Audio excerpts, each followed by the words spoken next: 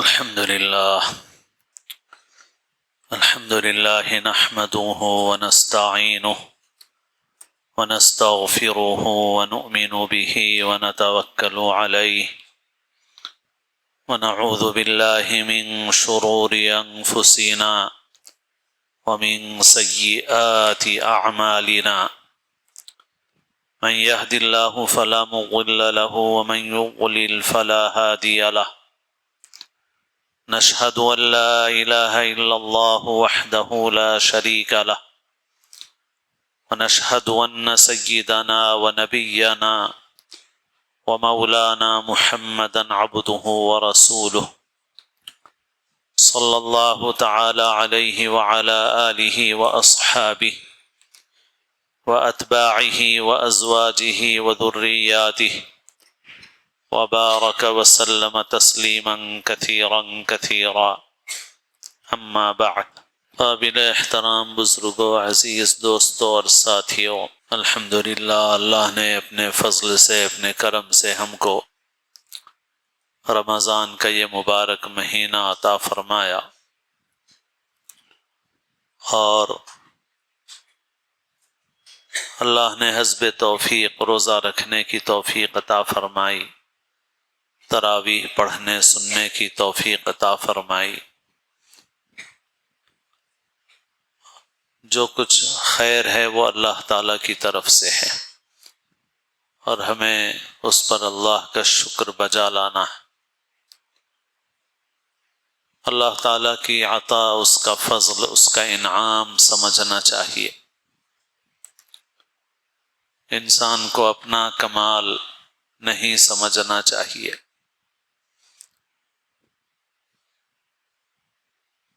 اللہ تعالیٰ نے رمضان کا یہ مبارک مہینہ جو عطا فرمایا ہے، یہ قرآن کا مہینہ،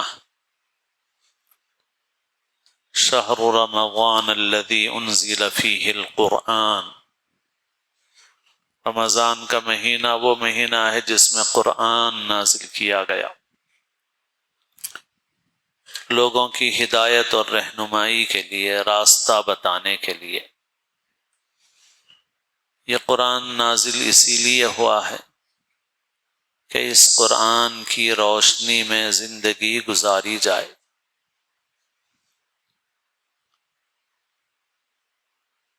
قرآن اللہ کا کلام ہے، اس کی بڑی فضیلت اور عظمت ہے، اس کو بغیر سمجھے پڑھنے پر بھی بڑا اجر و ثواب ہے، لیکن وہ صرف اجر و ثواب حاصل کرنے کے لیے نہیں ہے، بلکہ اس لیے ہے تاکہ اس کے مطابق ہم لوگ زندگی گزاریں۔ اسی لیے اللہ تعالیٰ نے فرمایا ھدی للناس، انسانوں کی ہدایت اور رہنمائی کے لیے یہ قرآن نازل کیا گیا۔ تو قرآن کا جو مقصد ہے وہ یہی ہے کہ راستہ بتایا جائے، تو قرآن کے اس مقصد سے اگر فائدہ نہ اٹھایا جائے تو پھر اس کی برکت اور اس کی فضیلت کیسے حاصل ہوگی؟ ان ھذا القرآن یہدی للتی ہی اقوم، بلا شبہ یہ قرآن سیدھے راستے کی رہنمائی کرتا ہے، جو درست راستہ ہے، درست طریقہ ہے، اس کی رہنمائی کرتا ہے۔ ذالک الکتاب لا ریب فیہ ھدی للمتقین، یہ کتاب ہے، اس میں کسی شک و شبے کی گنجائش نہیں ہے، یہ متقیوں کے لیے ہدایت ہے، رہنمائی کے لیے ہے، راستہ بتانے کے لیے ہے، اور راستہ پاتے ہیں وہ لوگ جو خدا سے ڈرتے ہیں۔ پھر آگے اللہ نے سورہ بقرہ کے شروع میں ایمان والوں کی صفات بیان فرمائی کہ وہ اللہ پر ایمان رکھتے ہیں، اور جو چیزیں غیب ہیں، انسان کی عقل سے آگے ہیں، خدا کے اور رسول کے بتانے پر اس کو دل سے مانتے ہیں، اور جو نماز قائم کرتے ہیں، اللہ کے راستے میں مال خرچ کرتے ہیں، جو آخرت کا یقین رکھتے ہیں، اور پھر فرمایا اولئک علی ھدی من ربہم واولئک ھم المفلحون، یہی لوگ ہیں جو اپنے رب کی جانب سے ہدایت پر ہیں، اور یہی فلاح اور کامیابی پانے والے لوگ ہیں۔ تو قرآن اسی لیے آیا ہے کہ اس کے ذریعے سے راستہ معلوم کیا جائے اور اس راستے پر چلا جائے۔ اس لیے قرآن کا جو بنیادی حق ہے ایمان لانے کے بعد، وہ یہ ہے کہ قرآن کے احکام پر عمل کیا جائے۔ اگر کوئی آدمی قرآن اس کو پڑھنا نہیں آتا، قرآن سمجھنے کی صلاحیت نہیں ہے اس کے اندر، سمجھنے کا موقع نہیں ملا ہے، لیکن اس کو قابل اعتماد لوگ بتائیں کہ قرآن میں نماز پڑھنے کا حکم ہے، روزہ رکھنے کا حکم ہے، زکوٰۃ دینے کا حکم ہے، حج کرنے کا حکم ہے، تو اس کو عمل کرنا ضروری ہے۔ وہ یہ انتظار نہیں کرے گا کہ میں پہلے پڑھوں گا، سمجھوں گا، پھر عمل کروں گا۔ قابل اعتماد لوگوں نے جب بتایا کہ قرآن میں یہ ہے، اس کے مطابق عمل کرنا ہے۔ ایسے ہی قابل اعتماد لوگوں نے بتایا کہ قرآن میں شراب کو حرام کیا گیا ہے، جوے کو حرام کیا گیا ہے، بدکاری کو حرام کیا گیا ہے، تو اس کو ضروری ہے اس کے لیے کہ وہ ان گناہوں سے بچے۔ غرض قرآن کا سب سے بنیادی حق قرآن کے مطابق عمل کرنا اور قرآن کے مطابق زندگی گزارنا ہے۔ آج ہم لوگ پوری دنیا میں پریشان ہیں، اور پریشانی کی وجہ یہ ہے کہ ہمارا عمل قرآن کے مطابق نہیں ہے۔ زندگی کے کچھ حصوں میں ہم قرآن کے احکام پر عمل کرتے ہیں، اور دوسرے حصوں میں قرآن کے مطابق عمل نہیں کرنا چاہتے۔ اللہ نے یہود کا حال بیان فرمایا، یؤمنون ببعض الکتاب ویکفرون ببعض، کہ کتاب اللہ کے کچھ حصوں پر ایمان لاتے ہیں اور کچھ کا انکار کرتے ہیں۔ اللہ نے قرآن میں ان کے حالات تفصیل سے بتائے، اور بتایا کہ ان کا حال یہ تھا کہ جو احکام ان کو اپنی مرضی اور خواہش کے مطابق معلوم ہوتے تو ان احکام کو تو لے لیتے، اور جو احکام ان کو اپنی مرضی اور خواہش کے خلاف معلوم ہوتے تو پھر ان احکام سے بچنے کے لیے کوئی نہ کوئی راستہ تلاش کرتے اور ان سے گریز کرتے عمل کرنے سے ان پر، اور یہی وجہ ہوئی کہ وہ اللہ کی رحمت سے دور کر دیے گئے۔ اللہ نے بنی اسرائیل کے حالات کیوں بیان فرمائے؟ مسلمانوں کو سبق دینے کے لیے بیان فرمائے۔ حدیثوں میں بھی ہے کہ آپ نے فرمایا کہ تم بنی اسرائیل کے راستے پر قدم بقدم چلو گے۔ تو یہ اسی لیے بتایا کہ اگلا گرا پچھلا ہوشیار کے مصداق مسلمان اپنے کو ان کاموں سے بچائیں جن کاموں کی وجہ سے یہود بنی اسرائیل اللہ کی رحمت سے دور کر دیے گئے۔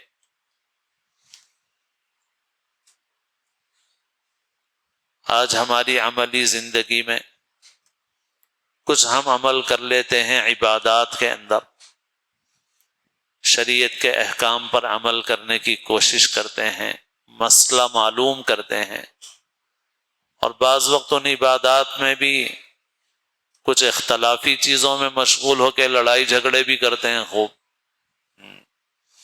ایسی چیزوں میں بھی جس میں اختلاف کی گنجائش ہے بہت کچھ، ہر طرف دلیلیں ہیں، لیکن بعض لوگ نادان دوست ہیں، اور یہ نادان دوست دانا دشمنوں سے زیادہ امت کے لیے نقصان دہ۔ یہ نادان دوست وہ ہیں جو ان اختلافات کو، جو فروعی اور فقہی اختلافات ہیں، ایسا بنا کر پیش کرتے ہیں گویا اس کے خلاف کرو تو مسلمان ہی باقی نہیں رہو گے تم، اور پھر امت میں اختلاف، لڑائی جھگڑا۔ جیسے اسی رمضان میں ایک ایسے ہی نادان نے ایک ویڈیو بنا دیا کہ بھائی اب تک زندگی بھر وطر غلط طریقے پہ پڑھ رہے تھے، ہم دعا بھی غلط پڑھ رہے تھے، جاہل کو علم ہی نہیں ہے کہ جو دعا پڑھی جا رہی ہے دو دعائیں، وہ دعا بھی حدیث میں، یہ دعا بھی حدیث میں، جاہل کو علم ہی نہیں ہے اس کا، اور وہ طریقہ بھی حدیث سے ثبوت ملتا ہے، اس کا اس طریقے کا بھی حدیث سے ثبوت ملتا ہے، بالکل دونوں طرف مضبوط حدیثیں موجود ہیں، روایتیں موجود ہیں، صحابہ کا عمل موجود ہے، 1400 سال سے امت کا عمل موجود ہے، امت کے بہت سے علماء اس پہ بھی عمل کر رہے ہیں، اس پہ بھی عمل کر رہے ہیں، اور اصل بنیادی چیز یہی ہے کہ اس میں شدت نہیں ہے، اس میں شدت برتنے والے جاہل لوگ ہیں اور اپنی جہالت سے امت کو نقصان پہنچاتے ہیں۔ رمضان بھی آتا ہے تو ایسا ہی ہے، تراویح کی رکعتوں میں لڑائی ہے، مگر تراویح حضور کیسے پڑھتے تھے وہ نہیں دیکھ رہے ہیں، رات کا اکثر حصہ نماز میں گزرنا چاہیے، یہ ہے اصل چیز، یہ تھوڑی کہ بھائی چھوٹی چھوٹی رکعتیں کر لو اور پھر پھرو ادھر ادھر، اصل تو یہ ہے کہ بھائی زیادہ سے زیادہ وقت نماز میں گزرے۔ تو اللہ کے رسول صلی اللہ علیہ وسلم جتنی بھی رکعتیں ادا فرماتے تھے، تہجد کی ادا فرماتے ہوں، قیام اللیل تراویح کی ادا فرماتے ہوں، رات کا بڑا حصہ نماز پڑھنے میں گزرتا تھا، اس میں تو اختلاف نہیں ہے، اس پر تو عمل نہیں ہے، اور رکعتوں کی تعداد کو لے کے لڑائی ہے۔ تو بہرحال عبادتوں میں ہم کچھ دین کا علم حاصل کرتے ہیں، اور بعض اوقات اس میں بھی یہ بے اعتدالی کرتے ہیں کہ ان میں بھی بعض فروعی مسائل میں لڑائی جھگڑے کرتے ہیں، مگر ان عبادات سے آگے بڑھ کے معاملات ہیں، معاشرت ہے، اخلاق ہے، اس کے اندر بہت سے احکام ایسے ہیں کہ جس کے اندر یہ لڑنے والے بھی بڑے متفق ہیں، لڑنے والے بھی آپس میں بڑے متفق ہیں، اس میں بہت سے ایسے کام ہیں کہ جو نافرمانی کے ہیں، گناہ کے ہیں، شریعت کی خلاف ورزی کے ہیں، سب کر رہے ہیں وہ۔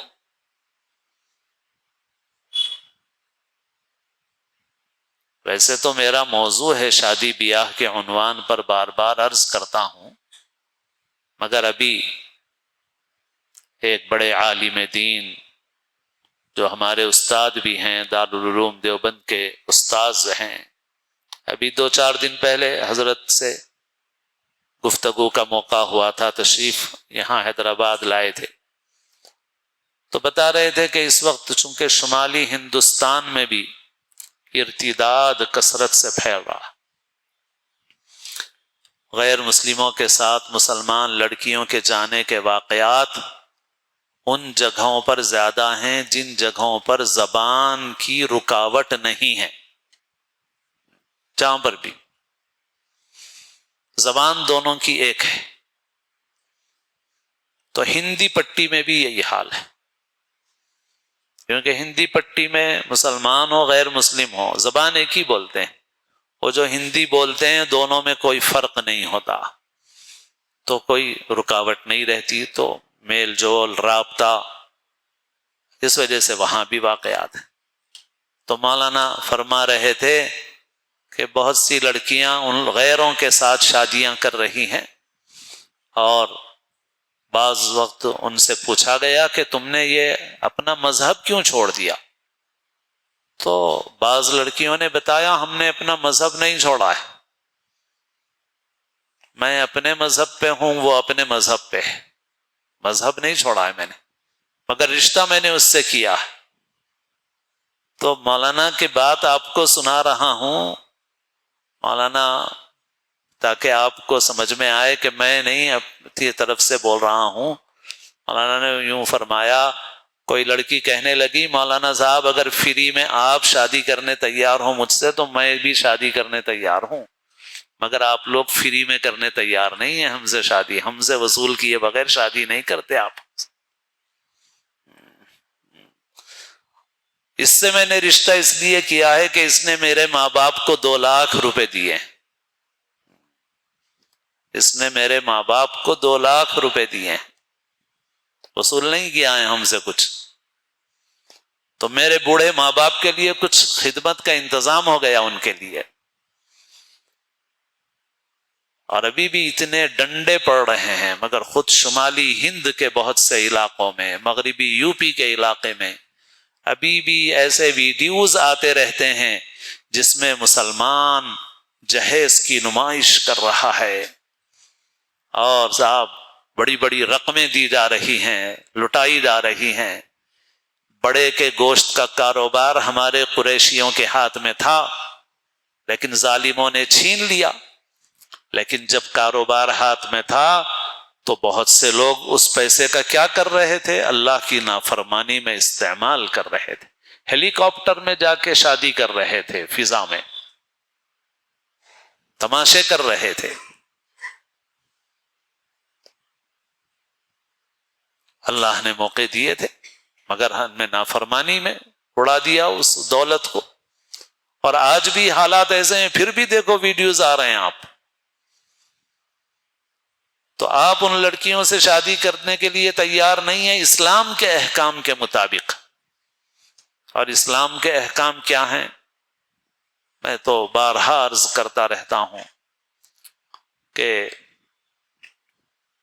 ایک واقعہ ہے، اچھا نہیں لگتا مجھے بھی سناتے ہوئے، مگر مجھے ضرورتاً سنانا پڑتا ہے، اور کسی اور سے سنا ہوا کسی اور سے سنا ہوا نہیں ہے۔ میں نے خود اخبار میں خبر پڑھی تھی چند سال پہلے، چار مینار کے دامن میں، مطلب یہ ہے کہ اس کے آس پاس کی بستیوں میں ایک لڑکی پکڑی گئی غلط قسم کے کام میں۔ اس لڑکی سے پوچھا گیا کہ تو اس کام میں کیوں آئی ہے؟ اس نے کہا کہ میری 9 بہنیں ہیں، میرا باپ بوڑھا ہے، اور میں اپنے گھر کے گزارے کے لیے مجبور ہوں اس طرح کی حرکتیں کرنے کے لیے۔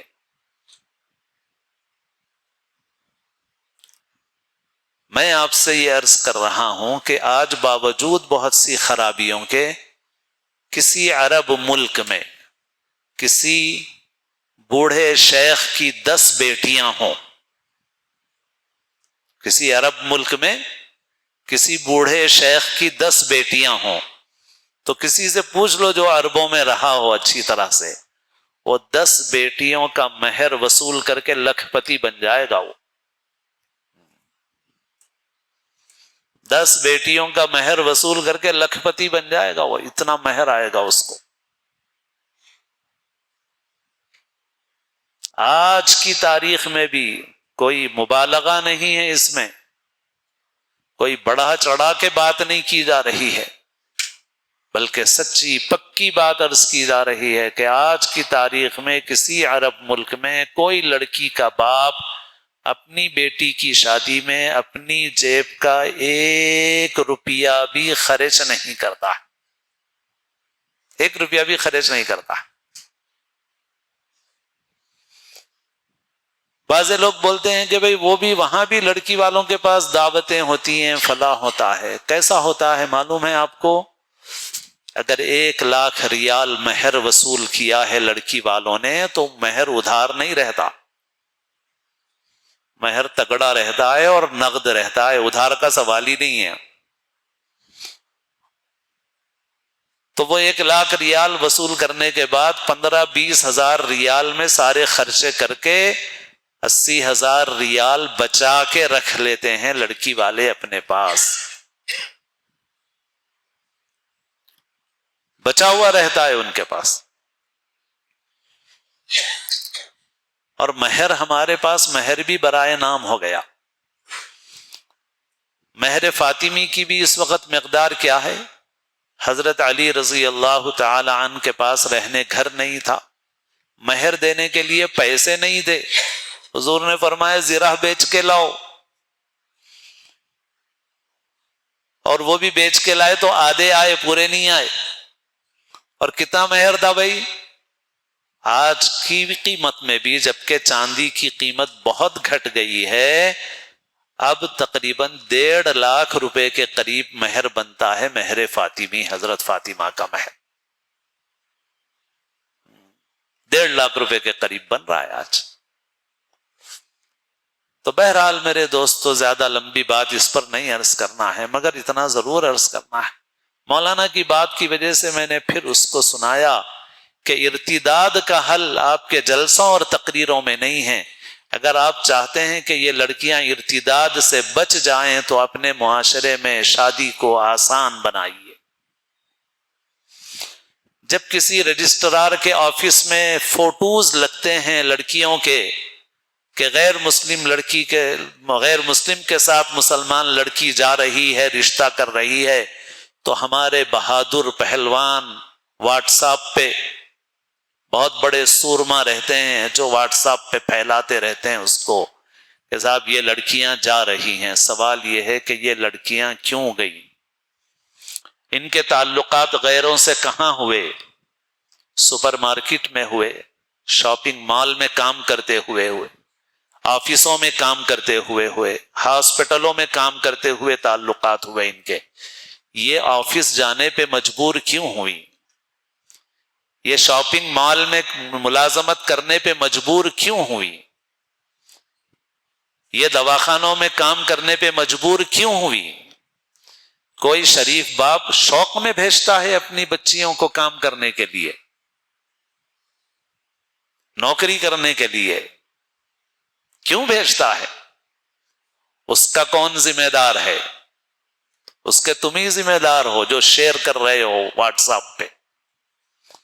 تم اپنی شادی جب کرتے ہو تو وہی لڑکی والوں کو نچوڑتے ہو خوب اچھی طرح سے، لیمو نچوڑنے کی طرح، کپڑا نچوڑنے کی طرح، اور بڑے بازے تو بڑے دیندار بنتے ہیں، ہاں اتنی میٹھی بات کرتے ہیں کہ کچھ نہیں صاحب ہماری طرف سے، مگر پھر بھی نچوڑ لیتے ہیں پوری طرح سے۔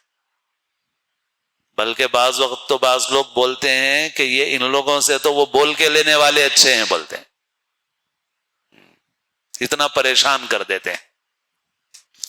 تو بہرحال میرے دوستو، بات زیادہ لمبی عرض کرنا نہیں ہے، کیونکہ آج شب جمعہ بھی ہے، 27ویں شب بھی ہے، اور انفرادی اعمال کے لیے ہم کو اپنا وقت چاہیے، اس لیے لمبی بات نہیں، مختصر کرتا ہوں، اپنی بات سمیٹتا ہوں۔ بس میں یہ عرض کر رہا ہوں میرے دوستو، شادی بیاہ ہو، کاروبار ہو، تجارت ہو، معاملات ہوں، میراث کی اور ترکے کی تقسیم ہو، لڑکیوں کا حصہ دینا ہو، بھائیوں کا حصہ دینا ہو، بہنوں کا حصہ دینا ہو، کاروبار اور تجارت کے معاملات ہوں، معاشرت ہو، اخلاق ہو، ان ساری چیزوں میں ہم کو مسلمان بننا ہے اور پورا مسلمان بننا ہے۔ یہ نوافل سے بڑھ کے اہم ہے، نفل کاموں سے بڑھ کے اہم ہے، عمل کے اعتبار سے پکے مسلمان۔ اور جب ہم یہ کریں گے تو انشاءاللہ ضرور اللہ کی نصرت اور مدد ہمارے ساتھ ہوگی۔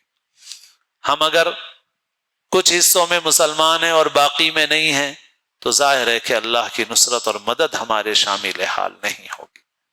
تو میرے دوستو، زندگی کے ہر حصے میں قرآن، بہت سے معاملات ہمارے مسلمانوں کے عدالتوں میں، خاص طور پر گھریلو زندگی کے اتنے معاملات ہیں عدالتوں میں کہ کچھ پوچھئے مت۔ ابھی تھوڑے دن پہلے ایک صاحب نے سنایا کہ پولیس اسٹیشن میں پولیس والے نے کہا، یہ دیکھ رہے ہیں تم لوگ، سب تمہارے لوگ ہیں، یہاں ہے سب تمہارے لوگ ہیں، ہمارے لوگ دکھ رہے ہیں تمہارے کو یہاں؟ تو گویا تھپڑ مار رہا ہے ہم کو، ہم کو بول رہا ہے دیکھو یہ سب جتنے ہیں یہ کون ہے؟ تمہارے ہی لوگ ہیں، ہمارے لوگ دکھ رہے ہیں یہاں؟ پوچھ رہا تم لوگ ہی لے کے آتے رہتے روز قصے یہ۔ تو یہ مسلمان کا حال ہے۔ اور جیسے قرآن مجید میں اللہ نے فرمایا، منافقین کا حال یہ ہے کہ جب ان کو یہ لگتا ہے کہ ہم کو حق ملے گا تو اللہ اور اس کے رسول کی طرف آتے ہیں، اور جب ان کو یہ لگتا ہے کہ ہم کو نہیں ملے گا تو پھر اللہ اور اس کے رسول کی طرف نہیں آتے، مفتی اور قاضی کے پاس نہیں آتے، اس وقت بولتے ہیں نہیں بھائی عدالت میں دیکھ لوں گا میں۔ اگر کوئی اللہ سے ڈرائے اور اللہ کے احکام یاد دلائے، سب معلوم ہے ہمارے کو، نق کو سکھاؤ، نق کو سمجھاؤ، ہمارے کو، ہم کو سب معلوم ہے۔ کیا مطلب ہے بھائی اس کا؟ کیسا اسلام، کیسے مسلمان؟ ہم کو سب معلوم ہے، ہم کو مت بتاؤ۔ تو معلوم ہوا کہ بھائی جو ہماری مرضی کے مطابق ہو رہا ہے اس میں تو ہم شریعت کا حکم ماننے کے لیے تیار، جو ہماری مرضی کے خلاف ہے اس میں ہم شریعت کی بات قبول کرنے کے لیے ہم تیار نہیں۔ تو یہ ہے ہمارا طرز عمل۔ تو ہم پوری زندگی میں پورے شعبوں میں مسلمان بنے، ہم سچے پکے مسلمان بنے، اس کا اہتمام۔ قرآن نازل اسی لیے ہوا ہے، بے شک قرآن کا پڑھنا برکت ہے، قرآن کا سننا برکت ہے، تراویح میں قرآن پڑھنا سننا اجر و ثواب کی چیز ہے، اور ہم مختلف موقعوں پر تلاوت قرآن کا اہتمام کرتے ہیں، شفا کے لیے، برکت کے لیے، اجر و ثواب کے لیے، سب بجا ہے اپنی جگہ، سب صحیح ہے، غلط نہیں ہے، مگر قرآن صرف اس کے لیے نہیں آیا ہے۔ قرآن اس لیے آیا ہے کہ قرآن کے مطابق اپنی زندگی گزارو، قرآن والے مسلمان بنو، اس کے لیے قرآن آیا۔ تو قرآن کے اس مہینے میں ہمیں سب سے بنیادی چیز یہی طے کرنا ہے، اور پھر باقی اور چیزیں ان کی بھی اہمیت ہے۔ تلاوت قرآن کا اہتمام، تراویح میں تو قرآن پڑھ رہے ہیں، سن رہے ہیں، مگر انفرادی طور پر کتنا قرآن شریف پڑھتے ہیں ہم؟ اب آج جمعہ ہے، شب جمعہ ہے، تو اس لیے جمعہ کے اعمال بھی سن لیجئے، اور ہر جمعہ سورہ کہف کی تلاوت کا اہتمام کریں ہم لوگ۔ جو لوگ کر رہے ہیں پہلے سے الحمدللہ، نہیں کر رہے ہیں آج سے ارادہ کر لیں کہ جمعہ کے دن سورہ کہف کی تلاوت کا اہتمام کریں گے۔ 24 گھنٹے ملتے ہیں ہم کو، جمعرات کو مغرب سے لے کے جمعہ کی مغرب تک، اس 24 گھنٹے میں سورہ کہف کی تلاوت کرنا ہے۔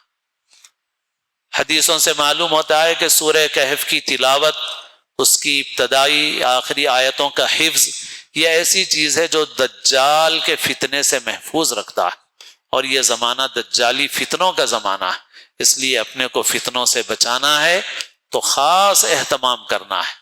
حضرت مولانا یوسف صاحب مطالعہ رحمۃ اللہ علیہ، جو حضرت شیخ الحدیث مولانا زکریا صاحب رحمۃ اللہ علیہ کے خلیفہ تھے، برطانیہ میں رہتے تھے، سنا کہ حضرت یہ فرماتے تھے کہ یہ ایسا فتنوں کا زمانہ ہے کہ روزانہ سورہ کہف پڑھنے کی ضرورت ہے۔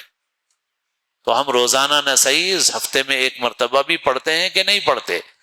اگر پڑھتے ہیں الحمدللہ، نہیں پڑھتے ہیں آج سے ارادہ کریں سورہ کہف کی تلاوت کا جمعہ کے دن اہتمام کریں گے، اور روزانہ بھی قرآن مجید کی تلاوت کا اہتمام۔ پہلے کتنا اہتمام ہوتا تھا قرآن شریف کی تلاوت کا، مگر اب مسجدوں میں بھی پارے اور قرآن شریف رکھے ہوئے ہیں، مگر اس کو اٹھانے والے اور پڑھنے والے انتہائی کم ہو گئے۔ مسجدوں میں تو بس رکھے ہوئے کہ رکھے ہوئے ہی ہیں، بس ختم، بس چند لوگ ہیں ختم، کبھی کبھار، باقی اس کے علاوہ کوئی ہاتھ نہیں لگاتا، کوئی وقت تھوڑا ہے تو بھی نہیں لیتے ہم قرآن شریف اور پارا۔ ہم اس کی عادت ڈالیں کہ جبھی بھی ہمارے پاس وقت ہے، بلکہ وقت نکالیں، اور نماز سے پہلے، نماز کے بعد 1 صفحہ 2 صفحہ، 1 رکوع 2 رکوع، کچھ نہ کچھ قرآن مجید کی تلاوت کریں۔ اللہ کے رسول صلی اللہ علیہ وسلم نے فرمایا کہ دلوں کو زنگ لگ جاتا ہے جیسے لوہے کو زنگ لگتا ہے۔ پوچھا گیا کہ وہ زنگ کیسے دور ہوتا ہے؟ آپ نے فرمایا موت کو کثرت سے یاد کرنا اور قرآن کی تلاوت کرنا۔ قرآن کی تلاوت اور موت کو کثرت سے یاد کرنا۔ موت کو کثرت سے یاد کرنے کا کیا مطلب ہے؟ وظیفہ پڑھے گا انسان، موت موت موت، استحضار کرنا، سوچنا۔ خاص طور پر جنازے میں شرکت کے وقت علماء نے صراحت کی ہے کہ اس وقت فکر کی عبادت اہم ہے۔ فکر مانے سوچنا، مگر ہم لوگوں کے جنازوں کا حال ایسا ہے کہ ہم پورے جنازے میں شرکت کر کے آ جاتے ہیں، مگر ہمیں خود اپنی موت کا کوئی استحضار نہیں ہوتا، بلکہ ایسی غفلت ہے کہ جنازے میں بھی ہنستے ہیں لوگ، حالانکہ بزرگوں کی کتابوں میں نصیحتوں میں ہے کہ جنازے کے موقع پر انسان کو اپنی عادت کے مطابق جو ہنسی ہوتی ہے، ملاقات وغیرہ کے موقع پر بھی اس پر بھی قابو اور کنٹرول رکھنا چاہیے۔ عادت ہے جب ملاقات کرتے ہیں تو ہنسنے مسکرانے کی عادت ہے اور سنت ہے۔ اللہ کے رسول صلی اللہ علیہ وسلم نے فرمایا کہ اپنے بھائی سے خندہ پیشانی کے ساتھ ملو۔ اب وہ اس عادت کے مطابق آئے گی چہرے پر وہ کیفیت، لیکن اگر جنازے میں شریک ہیں تو اس کیفیت کو اپنے کنٹرول کرنا چاہیے، قابو کرنا چاہیے، اور کھل کھلا کے تو ہنسنا ہی نہیں چاہیے۔ اور قبرستان میں ہنسنے پر تو بزرگوں کے ملفوظات میں بہت ہی فرمایا کہ بہت بری بات ہے کہ قبرستان میں آدمی، مگر ہم پورے جنازے میں شریک ہو کے آ جاتے ہیں، قبرستان میں بھی کھڑے ہوئے ہیں اور قبرستان میں بھی باتیں کر رہے ہیں، ہنس رہے ہیں، باتوں سے تو فرصت ہی نہیں ملتی ہے۔ ارے بھائی 1 گھنٹہ آدھا گھنٹہ کھڑے ہوئے ہیں تو تھوڑی دیر اللہ کا ذکر کر لو، تھوڑی دیر تلاوت کر کے ایصال ثواب کر لو، تھوڑی دیر تفکر اور فکر کر لو، مراقبہ کر لو کہ آج جیسے کسی اور کا جنازہ لے کے آئے ہیں ایسے ہی ہمارا بھی جنازہ لایا جانے والا ہے۔ کسی کو ہے اس سے مفر؟ کوئی بچنے والا ہے؟ کوئی دنیا کا بڑا سے بڑا مالدار ایسا ہے کہ جس نے ایسا لائف انشورنس کرایا ہو کہ وہ 100 سال تک نہیں مرے گا؟ ہر آنے والے کو جانا ہے، اور یہی ہے اصل عبرت کی چیز۔ اللہ کے رسول صلی اللہ علیہ وسلم نے فرمایا کفا بالموت واعظا، آدمی کو نصیحت کرنے کے لیے موت کافی۔ تو بہرحال قرآن پاک کی تلاوت کا اہتمام بھی چاہیے، اور قرآن پاک کو مستند علماء کی تفسیروں کے ذریعے، مستند علماء کے دروس میں شرکت کے ذریعے قرآن پاک کو سمجھنے کا اہتمام بھی کرنا ضروری ہے۔ بہت سی کتابیں بھی ہیں، قرآن میں کیا ہے، قرآن آپ سے کیا کہتا ہے، قرآن کے احکام جمع کر دیے گئے ہیں۔ ایک مسلمان کو چاہیے کہ وہ معلوم کرے کہ قرآن میں کون سے احکام ہیں۔ مسلمان کو اس کا علم ہی نہیں ہے، اسی وجہ سے مسلمان اپنی مرضی کے مطابق زندگی گزار رہا ہے۔ خود ہمارے پڑوسی ملک میں جو مسلمانوں کے نام پہ بنا ہے، اس قدر دین سے دوری ہے کہ کچھ پوچھیے مت۔ مسلمان عورتیں ہیں مگر وہ دین پر عمل نہیں کرنا چاہتی ہیں۔ تو یہ اس وجہ سے ہے کہ اللہ اور اس کے رسول صلی اللہ علیہ وسلم کے احکام کا علم ہی حاصل نہیں کیا ہم لوگوں نے۔ تو قرآن کو پڑھنا بھی ہے، قرآن کو سمجھنا بھی ہے، اور سب سے مقدم چیز ہے قرآن کے مطابق اپنی عملی زندگی کو گزارو۔ آج کی جو رات ہے شب قدر، سبھی جانتے ہیں کہ اس رات کی بڑی فضیلت ہے، اور اس مہینے کی فضیلت اسی رات کی وجہ سے ہے۔ اور اللہ کے رسول صلی اللہ علیہ وسلم نے اس رات کو ڈھونڈنے کے لیے اعتکاف فرمایا، اور اخیر عشرے کی تمام راتوں میں آپ نے عبادت کا اہتمام فرمایا، خاص طور پر طاق راتوں میں۔ بہت سے اللہ والوں نے اسے 27ویں شب میں پایا ہے، مگر بہت سے علماء کا قول یہ ہے کہ یہ رات بدلتی رہتی ہے۔ تو اس وجہ سے آج کی رات بھی عبادت کا اہتمام کریں، جو باقی راتیں ہیں ان راتوں میں بھی عبادت کا اہتمام کریں، اور آئندہ اللہ زندگی دے، موقع دے تو رمضان کے آخری عشرے کی تمام راتوں میں عبادت کا اہتمام کریں۔ لوگ پوچھتے ہیں کہ کیا ان مبارک راتوں میں کوئی خاص عبادت یا عبادت کا طریقہ مقرر ہے؟ تو ایسا کوئی طریقہ مقرر نہیں ہے۔ بہت سے لوگوں نے بہت سی چیزیں نقل کی ہیں، اس طریقے پر نماز پڑھو، اس طریقے پر نماز پڑھو، مگر اس کا کوئی ثبوت حدیثوں سے نہیں ملتا۔ اس وجہ سے ان چیزوں کی طرف توجہ نہیں کرنا چاہیے۔ حضرت عائشہ رضی اللہ تعالی عنہا کی روایت میں ہے کہ انہوں نے حضور پاک صلی اللہ علیہ وسلم سے پوچھا کہ اللہ کے رسول صلی اللہ علیہ وسلم، اگر مجھے شب قدر مل جائے تو میں کیا کروں، اللہ سے کیا مانگوں؟ تو آپ صلی اللہ علیہ وسلم نے فرمایا قولی اللہم انک عفو تحب العفو فاعف عنی۔ عائشہ اگر تجھے شب قدر مل جائے، قدر والی رات مل جائے، تو یوں اللہ سے دعا مانگ کہ اے اللہ بے شک تو معاف کرنے والا ہے، معاف کرنے کو پسند فرماتا ہے، بس مجھے معاف فرما دے۔ بہت جامع دعا۔ شب برات والی بعض روایات میں ہے کہ آپ سجدے میں یوں دعا کر رہے تھے، ربی اعوذ برضاک من سخطک وبعفوک من عقوبتک واعوذ بک منک لا احصی ثناء علیک انت کما اثنیت علی نفسک۔ اے اللہ میں آپ کی رضا کی پناہ لیتا ہوں آپ کی ناراضگی سے، اور آپ کی معافی کی پناہ لیتا ہوں آپ کی سزا اور پکڑ سے، اور آپ کے غضب سے بچ کے جانے کی کوئی جگہ نہیں ہے سوائے آپ کے قدموں کے۔ میں آپ ہی کے قدموں میں پڑتا ہوں آپ کے غضب سے بچنے کے لیے۔ وَأَعُوذُ بِكَ مِنْكَ لَا أُحْصِي ثَنَاءً عَلَيْكَ، میں آپ کی تعریف کی طاقت نہیں رکھتا۔ أَنْتَ كَمَا أَثْنَيْتَ عَلَى نَفْسِكَ، آپ ویسے ہیں جیسے آپ نے اپنی ثنا فرمائی۔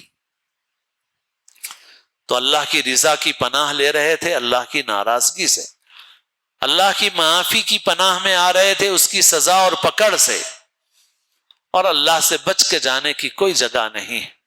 نہ کہیں جہاں میں اما ملی، جو اما ملی تو کہاں ملی، میرے جرم ہائے سیاہ کو تیرے عفو بندہ نواز میں۔ اور اللہ سے بچ کے جانے کی کوئی جگہ نہیں ہے۔ بلائیں تیر اور فلک کما ہے، چلانے والا شہاں ہے، اسی کے زیر قدم اما ہے، بس اور کوئی مفر نہیں۔ تو یہ دعا اللہ کے رسول صلی اللہ علیہ وسلم نے سکھائی۔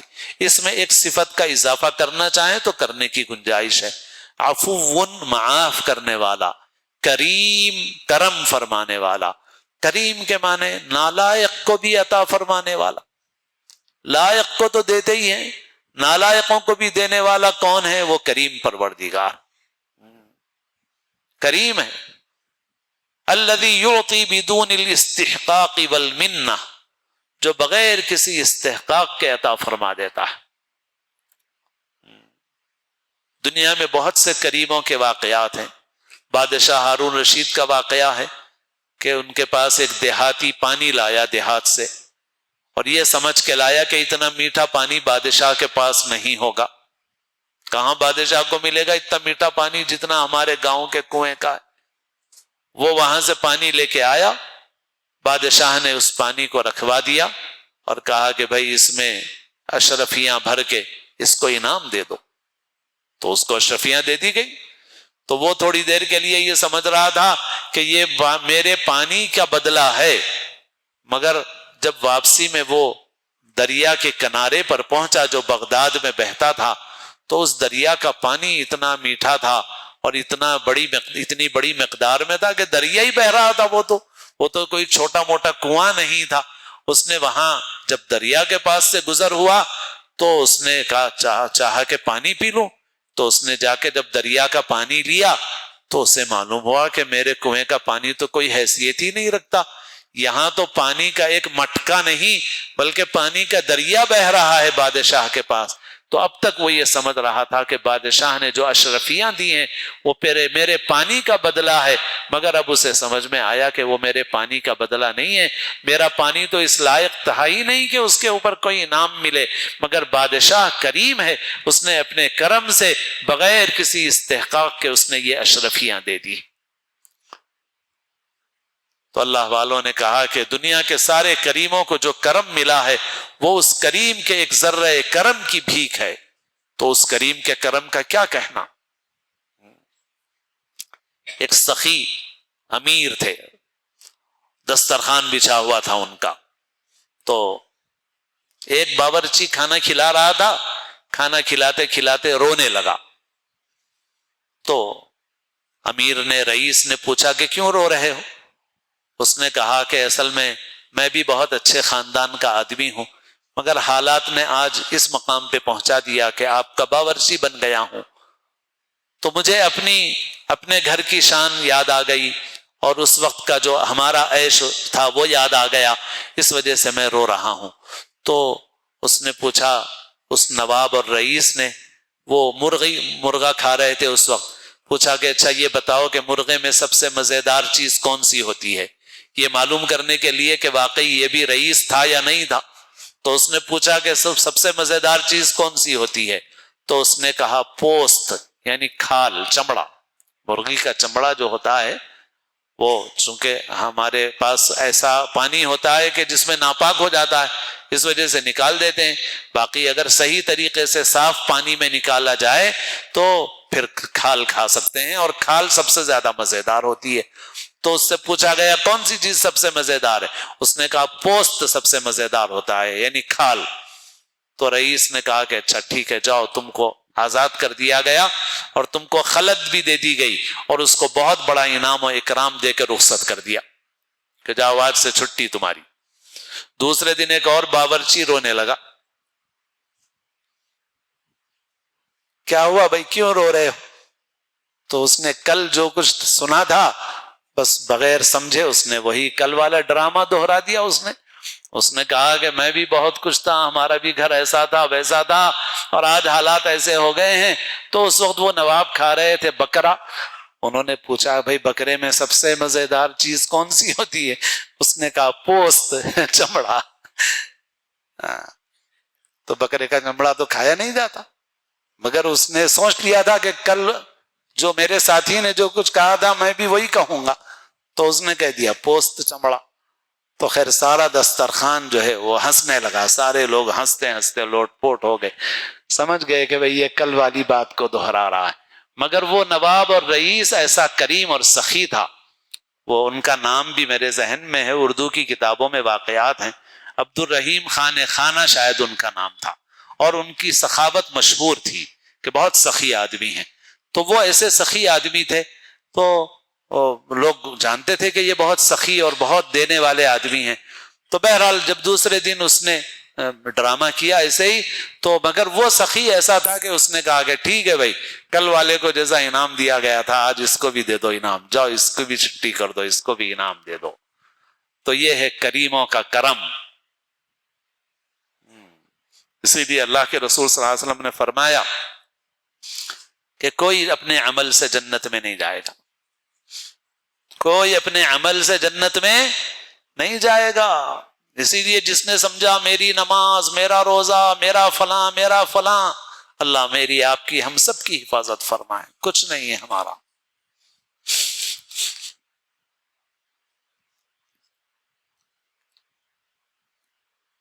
جو کچھ اچھی توفیق ہے وہ محض اللہ کی طرف سے، جو کچھ شر ہے وہ ہمارے نفس کی طرف سے۔ بس میری نماز، میرا روزہ، میرا کارنامہ، کچھ نہیں، کچھ نہیں۔ کل قیامت کے روز انبیاء کرام بھی کہیں گے ما عبدناک حق عبادتک وما عرفناک حق معرفتک،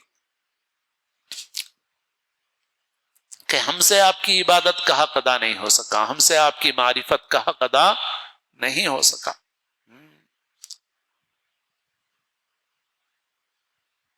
تو آدمی سمجھتا ہے میرے عمل سے، اللہ کے رسول صلی اللہ علیہ وسلم نے فرمایا جو بھی جائے گا اللہ کے فضل سے جائے گا۔ کسی نے کہا حضور آپ بھی؟ فرمایا کہ ہاں میں بھی جنت میں جاؤں گا تو اللہ کے فضل اور اس کی رحمت سے جاؤں گا، بس۔ حضرت پیران پیر سیدنا شیخ عبد القادر جیلانی رحمۃ اللہ علیہ کا یہ واقعہ حضرت قاری امیر حسن صاحب رحمۃ اللہ علیہ سنایا کرتے تھے کہ حضرت پیران پیر علیہ الرحمہ حرم شریف پہنچے، اور صحن حرم آج کی طرح نہیں تھا، اتنی بھیڑ نہیں ہوتی تھی، اتنا مجمع نہیں ہوتا تھا، کیونکہ سفر اتنا آسان نہیں تھا۔ سفر کر کے جانا اپنی جان خطرے میں ڈالنا ہوتا تھا۔ یہاں سے جاؤ تو پانی کے جہاز میں خطرہ، پتہ نہیں زندہ آئیں گے کہ بھی نہیں آئیں گے واپس۔ پھر ساحل پہ اتر کے جاؤ تو راستے میں کبھی حملے ہوتے تھے، کبھی ریگستان میں خطرے ہوتے تھے، اور لوگ بڑی مشکل سے پہنچتے تھے۔ تو حرم میں کوئی اتنی بڑی بھیڑ نہیں ہوتی تھی۔ حضرت پہنچے، حضرت نے دیکھا کہ بھائی صحن حرم میں کوئی گڑ گڑانے کی سنت میں مشغول نہیں ہے، رونے اور گڑ گڑانے کی، ابتحال کی سنت میں مشغول نہیں ہے۔ تو حضرت پیران پیر علیہ الرحمہ ابتحال میں یعنی گڑ گڑانے میں مشغول ہو گئے، اور اللہ سے دعا کرنے لگے، اور کیا کہنے لگے؟ من نگویم کے طاعتم بپذیر قلم عفو بر گناہم کش۔ اے اللہ میں یہ نہیں کہتا کہ میری نیکیاں قبول کر لیجئے، میری آپ سے بس یہ درخواست ہے کہ میرے گناہوں پہ معافی کا قلم پھیر دیجئے، بس۔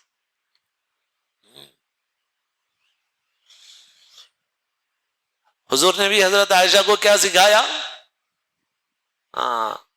میری نمازیں قبول کر لیجئے، تراویح قبول کر لیجئے، روزہ قبول کر لیجئے، یہ نہیں سکھایا کہ عائشہ شب قدر مل جائے تو دعا کر کے روزے قبول ہو جائیں، نماز قبول ہو جائے، وہ تو کرنا ہی ہے، مگر حضور نے کیا سکھایا؟ عائشہ یہ دعا کر انک عفو تحب العفو فاعف عنی، اے اللہ آپ معاف کرنے والے ہیں، معاف کرنے کو پسند کرتے ہیں، بس مجھے معاف فرما دیجیے، معاف فرما دیجیے۔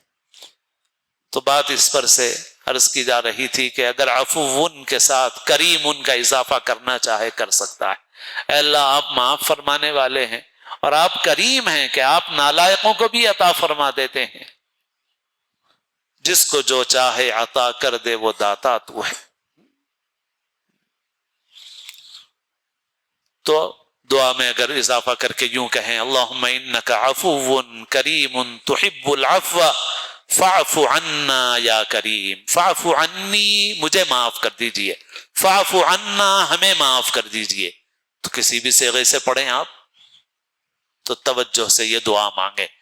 تو یہ ایک دعا منقول ہے، اور باقی نماز میں جتنا وقت گزاریں گے، قرآن شریف کی تلاوت میں جتنا وقت گزاریں گے، دعا میں جتنا وقت گزاریں گے ہم، اتنا ہی اس رات کا صحیح استعمال اور دعا کی حقیقت وہ اپنے اندر پیدا کرنے کی فکر کریں۔ اللہ نے فرمایا ادعوا ربکم تضرعا وخفیہ، اپنے رب کو پکارو، رب سے مانگو۔ کیسے مانگو؟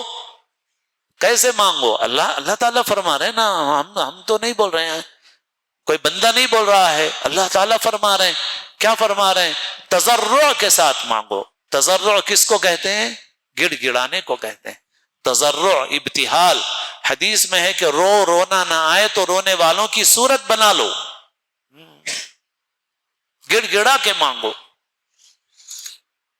امت کے بھی جو حالات ہیں اس وقت، چند سال پہلے حضرت مفتی احمد صاحب خان پوری دامت برکاتہم نے فرمایا تھا سب اپنے متعلقین کو کہ نستغفر اللہ پڑھو 70 مرتبہ کم سے کم، نستغفر اللہ، اے اللہ ہم آپ سے بخشش مانگتے ہیں، پوری امت کے لیے مغفرت کی دعا کرو۔ اللہ تعالیٰ فرماتے ہیں لولا اذ جاءہم بأسنا تضرعوا، جب ہمارا عذاب آیا تو گڑ گڑائے کیوں نہیں؟ گڑ گڑائے کیوں نہیں؟ قوموں پر جب اللہ کا عذاب آتا ہے تو بعض قوموں کا عمل یہ سامنے آتا ہے کہ انہوں نے دیکھا کہ بادل آ گیا، پیغمبر نے ڈرا دیا تھا کہ عذاب آئے گا، دیکھو بادل آئے گا، عذاب آئے گا، تو فلما رأوه عارضا مستقبل اودیتهم قالوا هذا عارض ممطرنا، تو کچھ قومیں ایسی تھی کہ انہوں نے آثار عذاب دیکھ کے وہ ڈرے نہیں، لرزے نہیں، اللہ کے سامنے گڑ گڑائے نہیں، انہوں نے جب دیکھا بادل آ گیا کہنے لگے هذا عارض ممطرنا، یہ بادل تو برسنے کے لیے آیا ہے، بارش ہوگی۔ اللہ تعالیٰ نے فرمایا بارش والا عذاب نہیں ہے، بل هو ما استعجلتم به ریح فیہا عذاب علیم، یہ وہ عذاب ہے جس کی تم جلدی مچا رہے تھے، اس میں دردناک عذاب چھپا ہوا ہے۔ پھر آیا عذاب تو قوم تباہ ہو گئی۔ ایک نمونہ یہ ہے، اور ایک نمونہ قوم یونس کا ہے۔ حضرت یونس اپنی قوم کو بول کے گئے کہ دیکھو 3 دن میں اللہ کا عذاب آ رہا، میں جا رہا ہوں یہاں سے، بہت سمجھایا تم کو مگر تم اللہ پہ ایمان نہیں لا رہے ہو اور آخرت پہ ایمان نہیں لا رہے ہو، میری بات نہیں مان رہے ہو، بہت سمجھا چکا، جا رہا ہوں میں، 3 دن میں دیکھو اللہ کا عذاب آنے والا ہے تمہارے اوپر، یہ بول کے حضرت یونس چلے گئے۔ جانے کے بعد اس قوم پہ بھی بادل آیا، آثار عذاب ظاہر ہوئے، جو بھی آثار عذاب ہونے تھے ظاہر، وہ آثار ظاہر ہوئے، لیکن اس قوم کا ایک اور اسوہ ہے، اس قوم نے جیسے ہی آثار عذاب دیکھے تو وہ ڈر گئے، اور انہوں نے کہا کہ ہاں یونس کی بات صحیح معلوم ہو رہی ہے، اب تو عذاب آ جائے گا، پھر کیا کریں؟ ڈھونڈو یونس کو، تو یونس تو نہیں ہے، چلے گئے یونس، پھر کیا کریں گے؟ کہا کہ چلو سب جنگل میں چلتے ہیں، جنگل میں چل کے روئیں گے اللہ کے سامنے، بس سارے کے سارے جنگل میں نکل کے چلے گئے اور وہاں گڑ گڑا کے اللہ سے مانگنے لگے۔ اور معافی مانگنے لگے، اے اللہ یونس جس بات کی دعوت دے رہے تھے ہم نے اس کو مان لیا، ہم نے قبول کر لیا، ہم آپ پر ایمان لائے، آپ ہمیں معاف کر دیجئے، ہمیں عذاب سے بچا لیجئے۔ ان کی دعا قبول ہو گئی اور عذاب رک گیا۔ ادھر حضرت یونس، وہ لمبا واقعہ ہے ان کا، حضرت یونس لوگوں سے، آنے والوں سے پوچھ رہے تھے کہ کیا ہوا بستی میں، تو بعد میں 3 دن گزر گئے، بعد میں آنے والوں نے کہا کچھ نہیں ہوا وہاں پہ، تو حضرت یونس سمجھے کہ بھائی وہ تو عذاب آیا نہیں، اب میں جاؤں گا تو لوگ مجھے جھٹلائیں گے، اور حضرت یونس کشتی میں سوار ہو گئے، اور وہاں چوک ہو گئی کہ وحی خداوندی کا انتظار کرنا تھا ان کو کہ کیا ہدایت آتی ہے، مگر اس سے پہلے ہی وہ کشتی میں سوار ہو گئے، تو پھر ان کو ایک آزمائش سے گزرنا پڑا، مچھلی کے پیٹ میں جانا پڑا۔ تو بہرحال اس قوم کا جو اسوہ اور نمونہ تھا وہ یہی تھا کہ جب انہوں نے اللہ کے عذاب کے آثار دیکھے تو اللہ کے سامنے گڑ گڑائے۔ اس وقت بھی جو حالات امت کے اوپر آ رہے ہیں اور اس ملک میں مسلمانوں پر جو حالات آ رہے ہیں، ان حالات کا تقاضا ہے کہ ہم انفرادی طور پر، اجتماعی طور پر اللہ کے سامنے روئیں، گڑ گڑائیں، توبہ کریں، معافی مانگیں اللہ سے، یا اللہ معاف کر دیجئے، ہمارے گناہوں کی وجہ سے ہم پر ان ظالموں کو مسلط مت کیجئے۔ اور توبہ کا بڑا اہم حصہ بتاؤں کہ بندوں کے حقوق ادا کرو، بندوں کے حقوق ادا کرو، توبہ نہیں قبول ہوگی اس کے بغیر۔ نماز استسقاء، بارش کے لیے دعا کرنے کے لیے جاؤ تو صدقہ کرنا ہے، مگر صدقے سے پہلے حقوق ادا کرنا ہے، حقوق ادا کرے بغیر صدقہ کرو گے صدقہ قبول نہیں ہوگا۔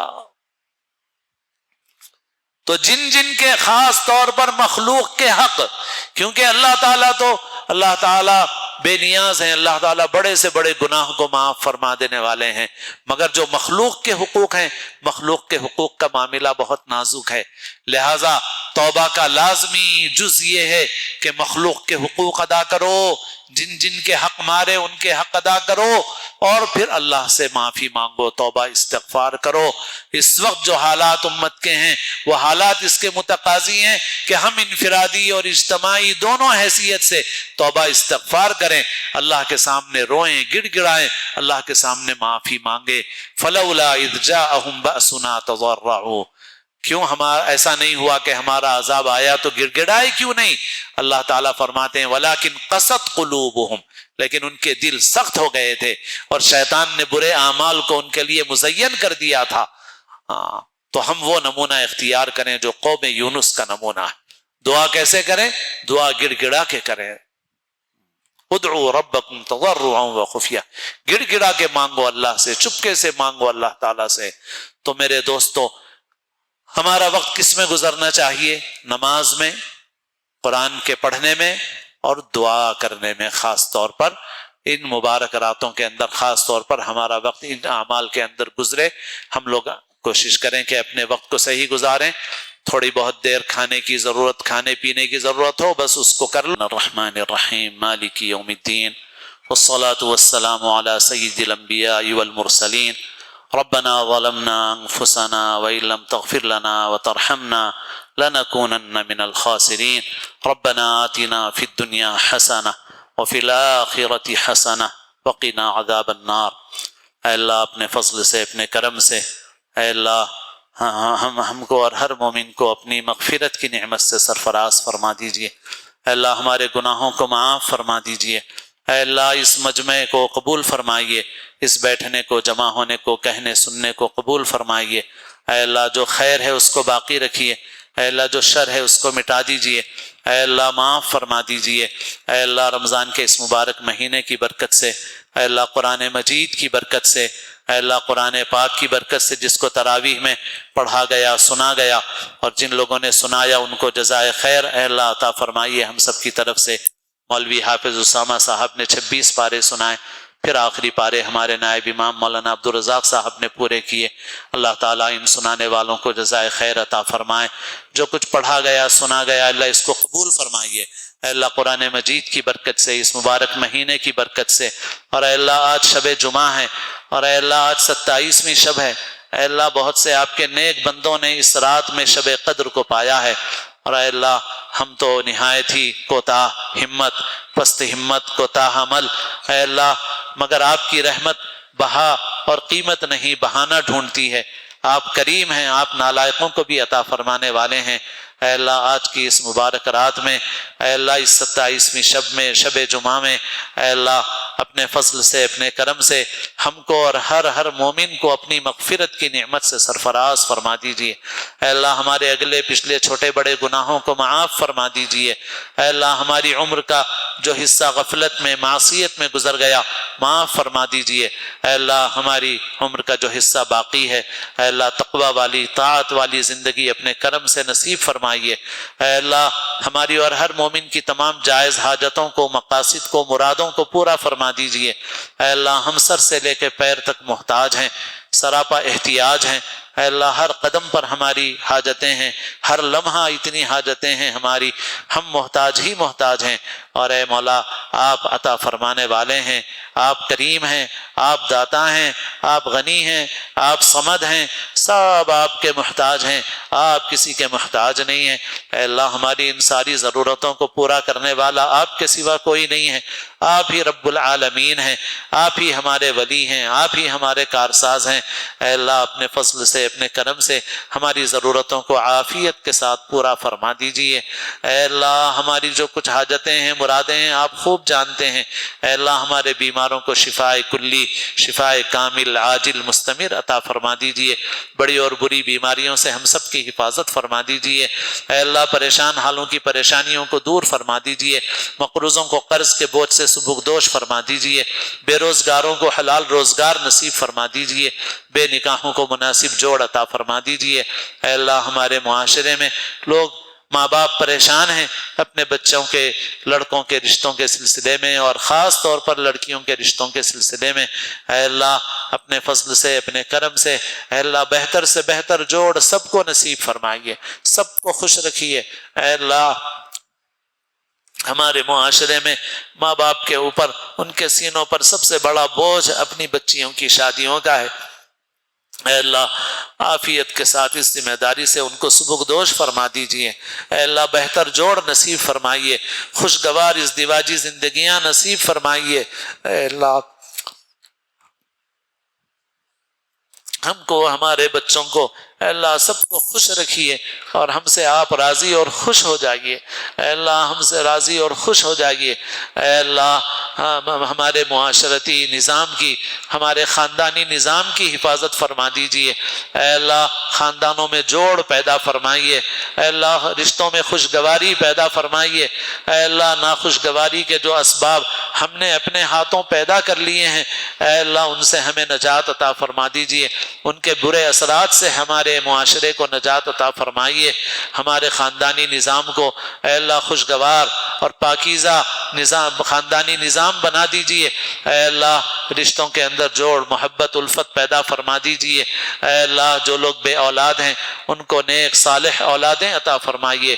اے اللہ آنکھوں کی ٹھنڈک والی اولاد، اے اللہ عافیت والی اولادیں عطا فرمائیے۔ اے اللہ جو کچھ ہماری جائز حاجتیں ہیں، مرادیں ہیں، اے اللہ سب کو اپنے کرم سے پورا فرمائیے۔ اے اللہ بے روزگاروں کو حلال روزگار نصیب فرمائیے۔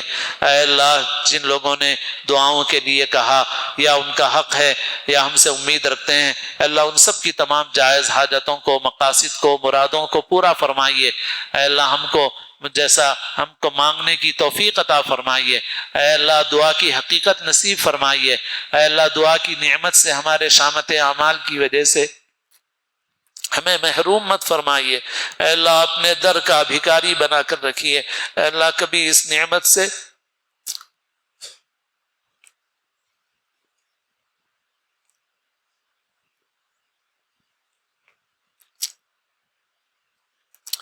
ہمیں محروم نہ فرمائیے۔ اے اللہ تمام دنیا کے مسلمانوں کے ایمان کی، جان و مال کی، عزت و آبرو کی حفاظت فرمائیے۔ اے اللہ فلسطین کے مسلمانوں کی غیبی نصرت اور مدد فرمائیے۔ اے اللہ امت مسلمہ سے، ہم سے، ان کے حق میں جو کوتاہی ہو رہی ہے، اے اللہ معاف فرما دیجئے۔ اے اللہ جن کے پاس طاقت اور قوت ہے ان کی مدد کی، اے اللہ ان کی مدد کرنے کی توفیق عطا فرمائیے۔ اے اللہ پوری امت کی ہر طرح سے حفاظت فرمائیے، پوری امت کی ہر طرح سے حفاظت فرمائیے۔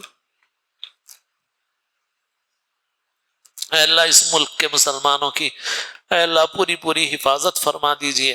اے اللہ ہمارے گناہوں کی وجہ سے ہم پر ظالموں کو مسلط نہ فرمائیے۔ اللہم لا تسلط علینا بذنوبنا من لا یخافک ولا یرحمنا۔ اللہم لا تسلط علینا بذنوبنا من لا یخافک ولا یرحمنا۔ ربنا لا تجعلنا فتنة للقوم الظالمین ونجنا برحمتک من القوم الکافرین۔ اے اللہ ہماری ریاست میں، ہمارے ملک میں، پورے عالم میں امن و امان نصیب فرمائیے۔ اے اللہ جو لوگ شر اور فساد پھیلانا چاہتے ہیں ان کی تدبیروں کو ناکام فرما دیجئے۔ اے اللہ جو مانگا عطا فرما دیجئے، جو مانگنے سے رہ گیا وہ بھی عطا فرما دیجئے۔ اے اللہ ہر لمحہ ہر قدم ظاہراً باطناً ہماری دستگیری فرمائیے۔ اے اللہ ایک لمحے کے لیے ہمیں ہمارے نفس کے حوالے مت فرمائیے۔ اے اللہ ہم سب کو اپنے اپنے وقت پر محض اپنے فضل و کرم سے کامل ایمان پر خاتمہ نصیب فرمائیے۔ ہماری دعاؤں کو محض اپنے فضل و کرم سے سرور عالم سیدنا محمد الرسول اللہ صلی اللہ علیہ وسلم کے صدقے و طفیل میں قبول فرمائیے۔ یا رب صلی وسلم دائما ابدا علی حبیبک خیر الخلق کلہم۔ جزا اللہ عنا سیدنا و مولانا محمد ما هو اہلہ صلی اللہ علیہ وسلم۔ سبحان ربک رب العزت عما یصفون وسلام علی المرسلین والحمد للہ رب العالمین۔